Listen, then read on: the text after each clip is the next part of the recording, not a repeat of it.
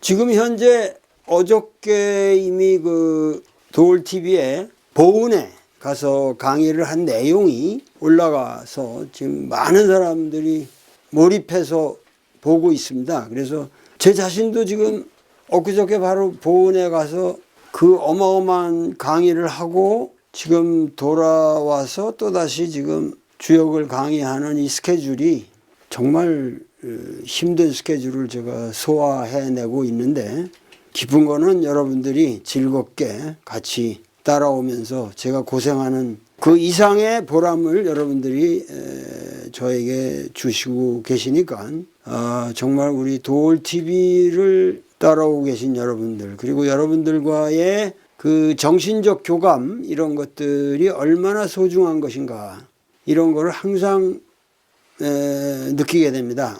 제가 보은과 같은 동네를 가면은 거의 그 강연장에 젊은이들이 없어요. 그러니까 그만큼 지금 농촌이 젊은이들이 없는 거죠. 그들이 뭐 일부러 안 온 게 아니라 없어요. 그래서 참 안타깝죠. 그런데도 지긋하게 나이 드신 분들이 그렇게 진지하게 내 강의를 들어주시는, 난 사실 처음에 그런데 들어가서 이렇게 나이 많이 먹은 분들만 꽉 앉아있는 데 가서 탁 쓰면 좀 가슴이 확 맥히거든요. 어떻게 이걸 강의를 끌어갈까. 그런데 강의를 그 10분이고 20분 하다 보니까는 이분들이 그 수용하는 자세가 그렇게 진지하고 아주 엄숙해 가지고 저한테 아주 감동이 컸습니다. 특히 보은이라는 동네가 진짜 이 대축계를 생각할 만한 곳이 보은이에요. 대축이라는 게 그야말로 크게 축한다는 거 아니에요. 축이라는 것 자체는, 대축의 축은 우리가 저축한다 뭐 이런 데서 쓰잖아요. 축적한다, 이래서 쌓는다라는 accumulation이라는 뜻으로 우리가 축이라는 글자를 우리가 쓰고 있죠. 대축. 그런데 축이라는 거는 하여튼 우리 주역에서는 이거랑 관련이 있단 말이죠. 멈추게 한다. 그러니까 돈도 막 쓰면 안 되죠. 쓰는 거를 멈춰야 쌓이는 거지. 그렇지 않습니까? 그냥 계속 백화점에 다니면서 그냥 쇼핑해야 되면은 집안 돈이 쌓일 수가 없는 거죠. 그런 여자들 집안에 들어오면 좀 곤란하죠. 근데 이 대축이라는 거는 크게 추척되는 거니까 이 전체적으로 효사들을 보면은 뭔가 그 억제시키고, 그 대축이라는 그 테마가 있어요. 이렇게 억제시키고 제지시키고 그러면서 반성하고 이런 것들이 있는데, 나는 그 보은이라는 데를 가게 된 거는 사실 보은 그런 말은, 나는 어렸을 적에 그 우리 집안에 괴산 할머니라는 분이 있어가지고, 괴산 할머니하고 나하고 어떤 관계인지 내가 모르겠는데 종조 할머니 뭐 그런 것 같은데, 하여튼 가끔 오세요. 그런데 이 천안하고 괴산은 사실 같은 충청도고 그렇게 먼 거리가 아닌데도 불구하고 천안에서 괴산을 간다는 건 완전히 그건 별세계를 가는 거였어. 그게 느낌이. 보은도 그렇죠. 보은이라는 항상 얘기 들었지만 이게 산 속에 있는 아주 그냥 격절된 곳이기 때문에 그냥 시외 버스를 한 10번은 갈아타야 가는데, 그러니까 갈 생각을 못 하는 거죠. 거의 우리 어렸을 때는 괴산을 간다 그러면 한 버스 10번은 타야 되는 걸로 생각하는 거예요. 그러니까는 심산유곡에 그냥 그 괴산 그러면 그냥 괴산에 사는 사람들은 하늘이 동그란 줄 안다.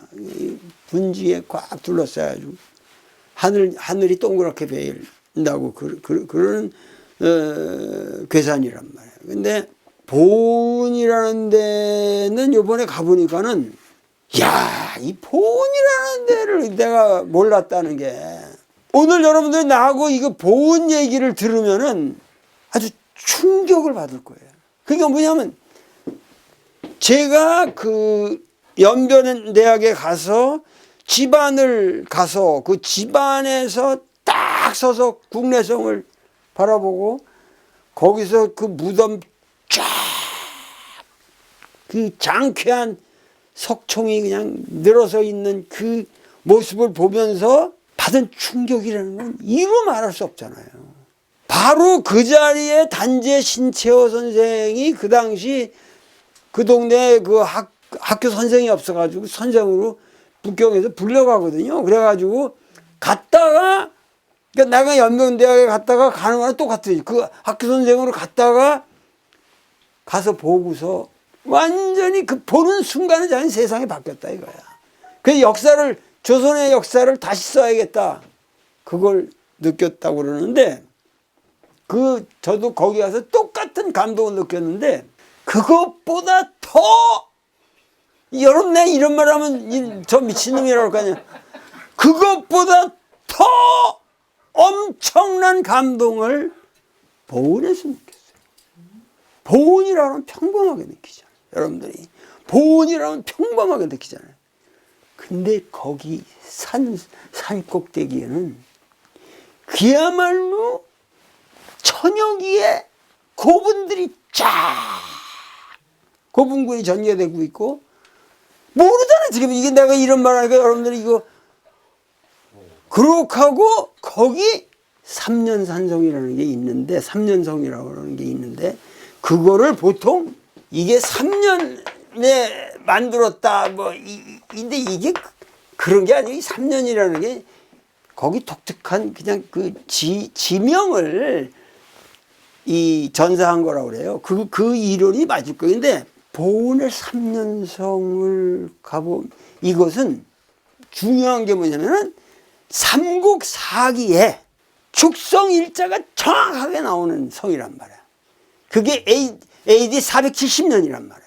축성연도가 정확하게 정사에 나와 있는 성으로서 산성의 규모가 그 꼭대기 산성인데 그 속에 산성의 핵심이 뭐예요? 물이 나와야 되는 거예요. 물이 안 나오면 산성이라는 건 여러분들이 도시를 이 수도를 쌓는 도성이라든가 이게 사각도 있고 뭐 그러지만 산이라는 건 이제 피신 가서 여기서 운거를 하고 거기서 이제 항거를 하기 위해서 피신하는 산꼭대기 사람들이 못 오게 쌓는 게 산성이잖아요. 남한산성도 그게 피신 가서 둘러싸 있는 거란 말이야. 그러니까는 여기를 한번 가보시면은 집안의 환도성 저리 가라.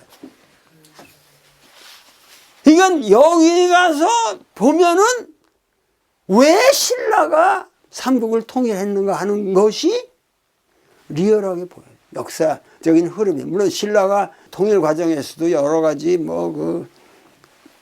중국의 도움도 나당, 연합군이니 이렇다고 그러지만은 어떻게 해서 백제와 고구려가 신라에 의해서 멸망될 수 있었는가 하는 거를 느끼게 해주는 거야. 하여튼 가서 여러분들이 삼년성을 보시면은 내가 충격을 받은 게 대련에 가면은 비사성이라는 게 내가 이거 찍어 나간 게 있거든요. 어딘가 보시면은 그 비사성을 보면은 산 꼭대기에 쫙 빛나는 비사성이 있고 거기서 평양이라는 게 그냥 바다로 쫙 한눈에 보이는데 여기서는 이 삼년성이라는 데를 가서 보면은 지금도 470년은 지금 1600년이 되는 산성 아니에요. 그 연도가 정확하게 하는데 정확하게 이 돌이 지금 우리 서울만 해도 밑에는 큰 돌을 낑낑낑 했잖아요. 근데 이거는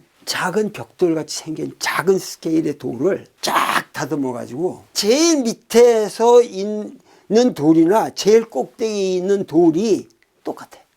이게 공법이 리얼하단 말이에요. 이게 허황되질 않고 고생을 안 시키고 배낭에 몇 개씩은 메고 올라올 수 있는 현실적인 것이고 그래도 그걸 착착착 쌓아 올렸는데 산이 이렇게 있으면 여기다 쌓는 거 아니에요 이렇게. 근데 이게 거의 한 80도 되는 각도 가파르게 쌓았는데 이 쌓은 게 이 폭이 10m나 돼요. 그게 장난이 아니야 이게 그리고 이 사이도 다 착착착 이 전체가 착착착 이런 공급이에요. 그래도 이 보통 산성이라 그러면 이렇게 되면 산성이면 이렇게 삭자하고 이 안에는 이 돌 쌓는 게 없단 말이야. 여기서만 못 오면 되니까. 근데 이 성은 안에도 이렇게 높게 쌓아져 있어요. 그리고 이게 10m나 돼요. 그러니까 뭐 높이가 20m 이르는. 그런데 여 이제 뭐 물 나가는 이 구멍도 있고 그런데 이 규모라든가 이런 게 공법이라든가 이런 게 리얼하고 단 한 번도 깨진 적이 없대. 이 성에 운거해서 단 한 번도 진 적이 없다 이거야. 그만큼 단단한 모든 조건을 가진. 그러니까 왜 이 성이 만들어지냐면 이게 470년이면 광개토대왕 비가 언제 만들어져요? 414년에 만들어지잖아요. 광개토대왕이 412년에 돌아가시고 이 장수왕이 평양 천도란 게 언제야? 427년이란 말이야. 그러니까 장수왕이 이 평양으로 천도를 했다는 사실은 이 조선 대륙 전체에 그냥 비상이 걸리는 거지. 이거 안 되겠구나 이제. 이게 광개토대왕이 돌아가실 때까지 우리 그 사람 죽을 때까지 우리가 버텼는데 그 아들놈이 다시 평양으로 왔으니까 이제 완전히 이 남은 이제 먹는 거다. 그러니까 내가 계속 얘기했잖아요. 이게 이 역사를 여러분들이 아셔야 되는 게 하여튼 난 보은에 가서 조선의 역사를 다시 풀었어 내가. 응? 이게 뭐냐면은 이게 조선 땅이라는 게 난 요즘 와서 생각해 보니까 이게 방대한 아시아 대륙에 이게 뭔 줄 알아요? 여자로 치면 젖꼭지야. 대륙이 부르는데 거기에서 모든 게 나오는 거지. 그러니까 이 대륙에서 여기처럼 풍요롭고 모든 조건이 갖춘 데가 없다고. 기후 조건이라든가 물산의 저기라든가 양옆으로 다 바다가 있고 이 남해 이런 집약적인 데가 없는 거야. 그러니까 광개토대왕이 여기 방대한 거를 흔들었지만 여기 다 이쪽 중원까지 다 먹은 거야. 그렇지만은 여기로 가지 말고 아들한테도 부탁한 거야. 여기를 이거를 차지해야 우리가 살아남는다. 네? 그러니까 장수왕이 평양 천도를 하고서 그러니까 여기 백제하고 신라가 동맹을 맺는 거지. 나제 동맹이 그렇게 성립하는 거예요, 이게. 네? 그러니까 나제 동맹이 성립한 게 433년이잖아요. 우리끼리 아웅다웅하지 말고 이거 큰일 났다. 빨리빨리 하자. 그래가지고 120년을 지속한단 말이에요. 나제 동맹이. 그럴 때에 결정적으로 신라가 이 산성을 쌓는 거예요. 자비왕이. 이 사람은 그 시대에 엄청나게 전쟁을 겪고 침범이 그렇게 많아. 그러니까는 뭐냐면 한 번 맞고 두 번 맞고 그러면서 거의 신라가 정규 군대가 성립하는 거야. 계속 밀어닥치니까. 이 자비왕 시대에 많은 산성이 축조가 되고 이 그 당시만은 왜라는 것의 존재에 대해서는 다시 공부를 하려고 그러는데 하여튼 이 왜라는 게 과연 일본에만 있는 건지 근데 걔들이 그렇게 일본에서 자주 여기를 와서 침략을 하는 건지 왜가 말이죠. 하여튼 어떻게 됐든지 간에 이 우리나라 고대의 왜라는 거는 이 남부의 어떠한 세력 근거가 없이는 설명이 안 돼요. 내가 보기에. 그리고 그 왜라는 것은 사실은 이 일본이라는 개념이 아니라 왜라는 것 자체가 거의 이 한반도에 이 각축을 놓고 벌어지는 한 세력으로 봐야 돼. 그러니까 일본은 사실은 뭐냐면 일본사는 우리 한국사의 일부로 봐야 된다고, 이 고대사라는 거는. 예. 그러니까 하여튼 그건 둘째치고 안에 이 자비왕 때에, 그러기 때문에 신라 자비왕 때에 신라가 진짜로 국력을 확보하는 겁니다. 그 핵심이 바로 지금 삼년성이라는 얘기예요. 그러니까 나중에 성왕, 이 성왕이 신라 진흥왕하고 이제 그 성왕이 백제 그 문영왕의 아들 아니에요. 문영왕의 아들이란 말이에요. 그러니까 진흥왕하고 성왕 양쪽 다 최성기지. 그러니까 이 둘이 합력 연합을 해가지고 한강 유역을 수복하자. 왜냐면은 475년에 이미 그 장수왕이 내려와가지고 한강 유역을 점령해버렸단 말이야. 그때 개로왕이 죽잖아요. 에? 내가 그 옛날에도 얘기를 했는데 그래가지고 이 신라 진흥왕하고 문영왕의 아들인 성왕이 합력을 해가지고 한강 유역을 수복을 해다 그래가지고 그때 했거든. 근데 진흥왕이 배신을 때리는 거지. 그러니까 진흥왕 순수비라는 게 배신비요. 가면서 다 이렇게 해가지고 딱 하고 이게 우리 땅이다 그러고 먹어버리는 거지. 그러니까 이게 배신 때리는 배신비요, 배신비. 백제 볼 적에는 이게 괘씸하지만 또 신라 입장에서는 어차피 그러니까는 좀 인간적으로는 좋은 사람이 아니지, 진흥왕이. 그러나 또 진흥왕은 위대한 리더니까. 그래가지고 한강 유역을 독차지해버려. 그래가지고 화가 나니까 이게 나중에 백제 성왕이 가야 하고, 왜? 이걸 합심을 해가지고 전투를 벌리는 게 관산성 전투란 말이야. 옥천에서. 근데 거기서 불행하게 성왕이 죽잖아요. 그 관산성 전투를 리드한 세력이 뭐냐? 삼년성 세력. 여러분들이 그 보훈을 가봐야 한국 역사의 그 비밀이 풀린다니까. 나 요번에 가가지고 이거 우리가 아무것도 모르고 살았잖아. 보훈 그러면 정의품송이나 있고 무슨 그 뭐야? 속리산의 법주사. 거기에 좀 아늑한 동네처럼 그냥 평범한, 아무도 가서 볼 게 없는 평범한 동네로 알잖아.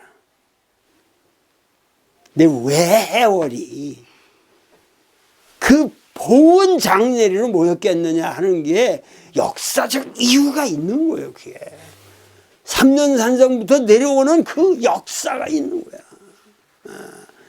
그러니까는 모인대, 이 모인대가 어디냐? 기존에 사람들이 잡아놓은 데가 있는데 내가 옛날에도 가봤자 이게 여기일 리가 없다. 이게 뭐 옥녀봉이 있고 어디 지리석으로 볼 때 거기가 될 수가 없어요.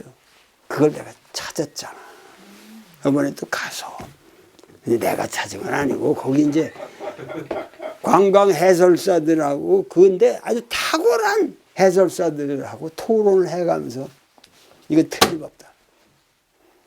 바로 그 자리가 어디냐? 또 하나의 보훈의 충격적인 사건은 지구상에서 존재하는 가장 위대한 한옥을 내가 거기서 본 거야. 이게 1919년부터 21년 사이 한 3년 사이에 지어졌다고 그러는데 이걸 지은 사람들이 선씨야. 선동열이 알잖아요. 이 선씨들이 저 중국에서 온 귀화성이거든. 근데 이 보성 선씨라고 그러지 보통 이 고흥뿐인데 어마어마한 당대 10대 부자 중에 한 사람. 이 사람이 전국을 돌아다닌 거야. 왜냐하면 그때 이미 1919년에 또 하나의 사건은 뭐냐면은 조선왕조가 망했잖아. 그러니까 집을 짓는데도 신분적인 제한이 없는 거야. 아흔아칸을 남겨줘도 되고 원기둥을 써도 되고. 그런데 원래 한옥을 지으려는 데는 전국에서 4자리를 잡았대요. 4자리를. 하나가 대전역, 지금 대전 옛날 역자리 그거를 잡고, 그리고 압구정을 잡았다는만. 그리고 여의도를 잡았대. 그러고 보은의 이곳을 잡은 거야. 삼가천이라고 그러는 강이 이렇게 흘러요. 삼가천이 쫙 갈라지면서, 삼가천이 거기 저 정의품송이 있고 이런 옆으로 이러다가 이게 쭉 내려다 이렇게 갈라가지고 여기 삼각주가 형성이 되는데, 이 삼각주 3만 평이 명당 중에 명당이란 말이야. 거기에 소나무가 울창하고 명당하지. 지금도 거기 군부대가 주둔하고 있는데, 이 양반이 왜 거길 정했겠어요? 거기가 바로 전국의 동학도들이 모여가지고 역사의 전기를 마련한 명당터라고 본 거야. 거기에 해월의 도서가 있었던 거야.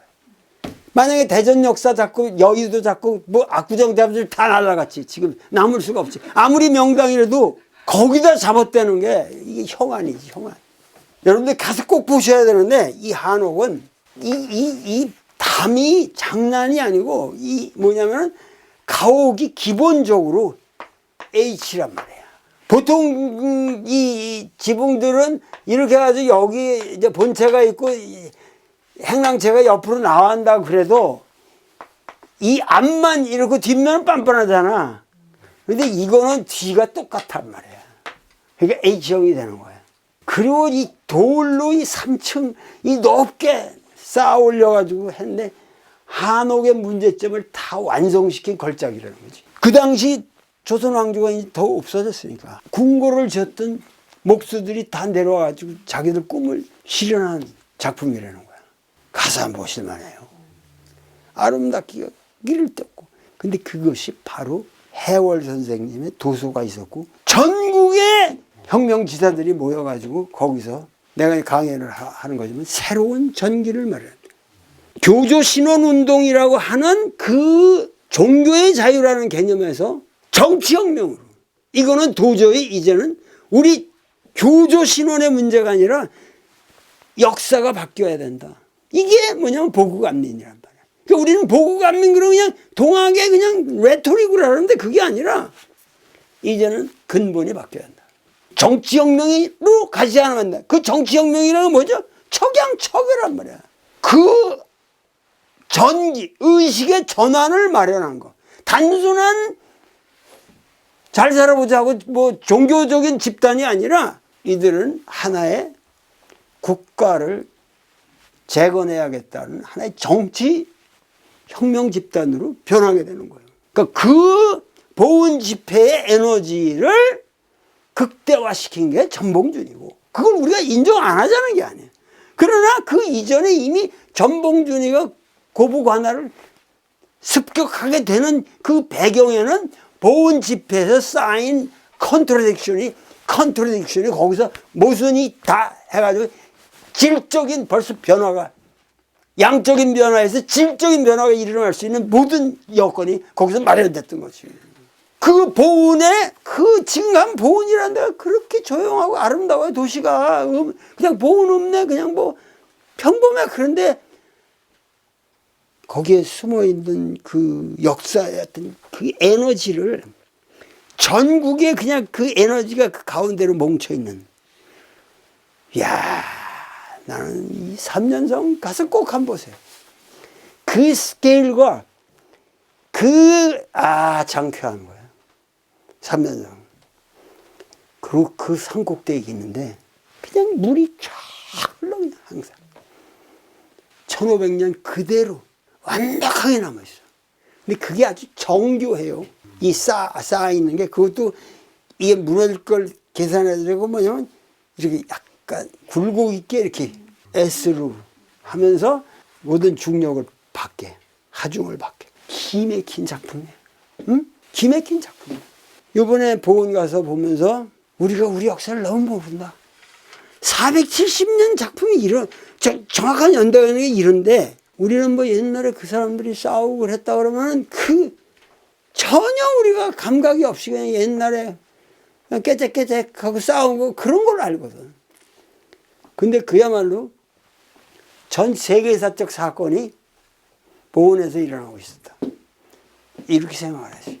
그 산성의 사이즈는 둘레의 길이가 한 이제 1.8, 1.7km 뭐 그렇게 된다고 그래요. 그러니까 돌아보실 가치가 있고, 거기서 맞은편에 또 고분군이 있다는, 나는 고분군은 못 가봤어요. 근데 고분군을 가서 보면은 정말 역사가 보일 것 같아요. 고분군을 내가 꼭 가보고 싶은데, 그런 것들이 일제시대 때 아주 처절하게 도굴된 모양이에요. 일본 놈들이 아주 거기서 엄청 도굴해 갔다는 거예요. 근데 하여튼 이 우당고택은, 우당이라는 이렇게 어리석은 우자를 썼거든요. 그러니까 이게 굉장히 노자적인 사상도 들어가 있고, 이 양반이 그 선정자 훈자인데, 이 향기 훈자로 해서 1878년에 태어나셔가지고 1963년에 돌아가셨다고 그러는데, 거기 가서 내가 감동을 받은 거는 그 안채가 있고 사랑채 똑같이 현판이 딱 걸려 있는데, 그 현판이 뭐라고 그랬냐면은 위선최락이라고 그랬거든요. 참 이런 것도 보기 드문 현판인데, 후손들을 향해서 하시는 말씀인 동시에 그 당시 이 집을 지면서 말씀하신 거겠지. 선을 행하는 것이 최고의 즐거움이다. 자손들한테 얘기했는데, 이게 어디 나오냐면 맹자에 나오는 말인데, 사실은 맹자에 정확하게 이렇게는 없어요. 그리고 중국말로 이렇게 위선최락이다, 이거는 중국말이 아니야. 이게 한문이 아니야. 이게 한글 최선의 즐거움이다. 최상의 즐거움이다. 이게 최선이란, 최락 이렇게는 안 쓰거든, 중국 사람들이. 그러니까 참 주체적인 분이지. 근데 이게 뭐라고 그랬냐면은, 위선이라는 건 뭐냐면은 선을 남들과 더불어 같이 실천한다, 그런 의미가 맹자에 나와요. 여러분들 맹자, 내 책에 맹자 사람의 길 상권 261페이지에 있어요. 위선이라는 말이 나오는데, 타인들에게서 배우고 그 장점을 배워서 그거를 나의 선으로 구현해내는 거. 그러니까 여민동락이다 이런 거보다도 훨씬 더 깊이 있는 말씀이야. 위선이라는 게 같이 참여해서 역사를 만들어간다. 맹자를 기본으로 해서 만드신 건데, 그 중요한 거는 그 당시 또 궁궐 너무 뭐 99칸짜리 집을 짓지 말라 이런 말이 있으니까, 당신이 사는 집은 안채, 사랑채, 그리고 또 사당 이렇게 해가지고 99칸으로 했대. 그런데 더 중요한 거는 거기에 학교를 같이 지신 거야. 학교를 같이 지셔가지고 전국에서 위대한 선생들을 모아가지고 거기서 숙식을 다 제공하고 전국에서 학생들을 다 시험을 보게 해서 거기 들어왔다는 거야. 그 중에 한 명이 여러분들이 아시는 유명한 청명 임창순 선생님입니다. 거기 출신이에요. 임창순 선생 한 분으로 인해 가지고 사실은 우리나라의 젊은이들에게 한학이 보급됐거든요. 태동 고전연구소라는 게 사실은 우리나라 근세에 내가 보기엔 가장 훌륭한 학구적인 작업이었다고 나는 생각을 하는데, 그 임창순 선생님도 여기서 공부하셨다고 그래요. 보은의 우당고택이 지니는 의미. 그래가지고 이 양반이 서울서 만든 그 당시 대동상사라는 걸 했다는데, 그 직원이 박흥식이었다는 말. 박흥식이가 먹어가지고 화신을 맺는 거죠. 그래서 일제에서 제일 부자가 됐고, 이 양반은 이렇게 좋은 일만 하다 보니까 몰락한 거고, 집안은. 그러나 이분은 이렇게 찬란하게 남아 있는 거죠. 그러니까 문화가 이만큼 고귀한 거고, 선을 행하는 것을 알아야 되는데, 지금 우리나라는 권력을 행사하는 거에 미쳐 있다 이거야. 어? 그래가지고 전부 박흥식이가 되려고. 반민특위 1호야. 에? 반민특위가 박흥식이 1호라고. 하여튼 그거 내가 뭐 더 얘기는 안 하겠는데, 하여튼 그런 역사에 우리 굽이굽이 있는 이 역사, 이 내가 또 보은에 가서 이런 역사를 또 캐낼 줄은 어떻게 알았냐. 근데 여러분들 한번 가보세요. 가서 보시면은 진짜 우리나라 역사의 이 축적된 역량이 얼마나 대단한 것인가. 그리고 우리나라 역사를 너무 우리는 깔봤다는 얘기지. 우리 스스로 몰랐다는 얘기야. 예, 몰랐다는 얘기죠. 실상을 알아야 돼. 실상. 실제 모습. 예? 여러분들이 우리 과거가 그냥 허상이 아니고 원시 상태가 아니고 고인들로부터 그야말로 뭐 고인들 이전에 저 인수봉이 솟았을 때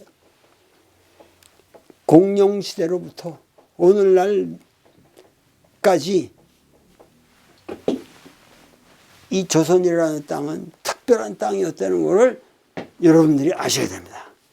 오늘 강의는 이것으로 끝내도록 하겠습니다. 감사합니다.